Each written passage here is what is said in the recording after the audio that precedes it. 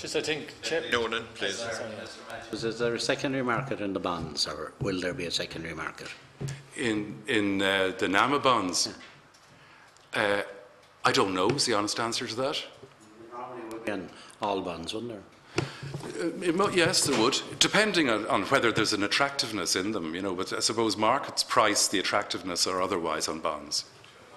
But the important thing is that our country's crisis arises because we have created credit that can never be collected, and we have to reset the clock for the economy, and that's asset price correction. And anything that gets in the way of that, in the transparent way of that recovery, is unhelpful and is wrong, patently wrong, and that's what's happened. Deputy Flanagan and then Deputy Andrews. Thanks, Mr. Mathews, there for your presentation. Can I just ask, in relation to interest rates on Irish banks, they're starting to increase interest rates, and you see with the variable interest rates, the mortgage interest rates, they're starting at present. Do you think there's any justification in them actually doing that? Is that a reality, the fact that they're undercapitalised and they have to get the money from somewhere and they're trying to tap again? Of course, as I said to you, homeowner. Yeah, of course. This is, what's happened at the moment is, because the state has given a blanket guarantee, which will have to remain until the banks are properly capitalised, fully properly capitalised, clearly capitalised, transparently capitalised, the banks can't open for business without that guarantee. So, yes, if they are allowed to stand outside majority state ownership, they will do everything to try and preserve that status quo. They will try and preserve their boards, their managements, everything, in order to stay outside the state control. But what we should be doing is taking control of the situation. Because we've given the guarantee, we've de facto control. We should formalise it. We should make sure that they do the job properly of these collections of loans. They're doing the operational work anyway under the instruction of NAMA, which is a sort of a cop-out, a dishonest cop-out.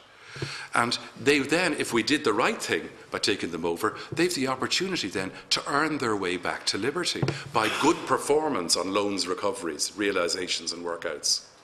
And by the way, if we'd done the proper thing at the beginning and written down the loans to where they're now being towards where they're being written down, the banks would, by recovering the loans, create cash flow and liquidity faster too, as well as engaging the wheels of recovery for the economy. So it's been, on so many levels, they've done the wrong thing, and on so many levels, the right approach of capitalising them, closing Anglo, closing Nationwide, getting proper direction and boards in, fully cleansed boards, and an air of, you can then start the recovery, which will be, self-motivating. People will be actually motivated by achievement against the resetting of the clock. Just asked then, in your opinion, if the banks were nationalised, then would the Minister for Finance have more control then in relation to the variable interest? Would he have interference in the market then? It's a full state control. Oh, just the point is that the fact that the interest rates, mortgage rates have been increased, yet the ECB haven't actually increased interest rates. Do you know what I mean? They're not passing on any kind of. Now they're saying that the cost of funds has an operational survival strategy by the banks. An operational has survival the cost strategy. of funds increased on the markets for the banks? Because that's. The cost of funds isn't just one item. It's a layer of items. It is, senior debt, junior debt, deposits, all that. That's the cost of funds. And interbank markets, we still rely heavily on the banks on the interbank market, and the only reason they're there is because of a state guarantee. But is there any justification for the banks to be increasing interest rates at this time, in your opinion? Not a justification. There's a logical explanation of why they're doing it, and the logical one is that they need to try and buffer up operational reserves or prevent increases in losses by raising the margins. The important thing here, though, is to get the damaged assets, the loan assets, collected, realised and recovered. That can happen with people who are experienced and expert under proper management and governance. That's what's missing.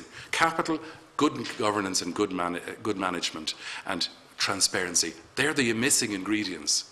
And by the way, depositors need to have transparency and trust in their institutions. It's not there. In your opinion then, Chairman, sorry, is the Minister not doing his job allowing the banks increase interest rates? He is caught in an impossible situation because of a situation created by himself and his government. I worked for 20 years in a semi-state bank, Industrial Credit Corporation, then ICC Bank. That was a superb banking organisation that understood its business in terms of both sides of its balance sheet and of its customers' requirements.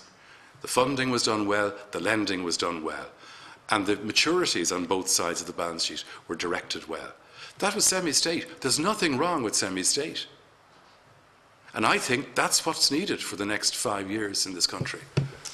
What's going on at the moment is a charade, and it's a dishonest one. Yeah. And just finally, just to ask, will you be doing a revised paper to bring everything up to date and maybe circulate it? If you'd like one in headline form, I'd be delighted. At a later date, yes. yeah, that'd be the bullet points of what I've just presented, yes.